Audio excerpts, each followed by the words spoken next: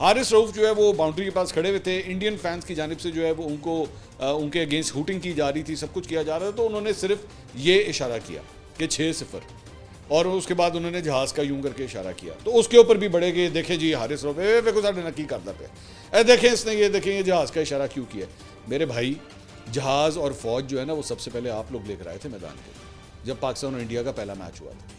आपने उस वक्त अपने दिमाग के अंदर ना वो जंग का फतूर आप लेकर आए थे। आप थे जिन्होंने एक्चुअली ये फैसला किया कि हमने हाथ नहीं मिलाना। आप थे जो एक्चुअली जंग को खेल के मैदान के अंदर लेकर आए, हम नहीं लेकर आए।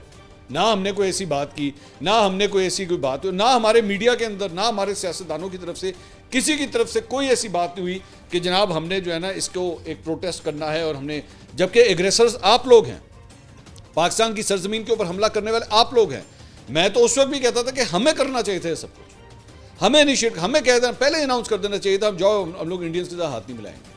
लेकिन आप लोग ये करने वाले, साडा एंजॉय करन तो तुम परेशान हो गए। आइंदा कभी भी इंडिया पाकिस्तान का मैच हो ना, तो बाकी तमाम पाकिस्तानी शायकीन से मेरी एक छोटी सी दरख्वास्त है, हम सबको जो है ना स्कूल के अंदर जब हम छोटे छोटे बच्चे थे, सबको जो है वो कागज़ के जहाज़ उड़ाने आते हैं, एना के सामने सिर्फ कागज़ के जहाज़ उड़ाना शुरू कर दो, बस ये उसी के अंदर पागल हो जाएंगे, ये उसी में पागल हो जाएंगे कि ये देखें जहाज़ क्यों उड़ा रहे हैं, ये तोबा तोबा जहाज़ क्यों उड़ा रहे हैं। ये तो इतना परेशान होने की ज़रूरत नहीं है।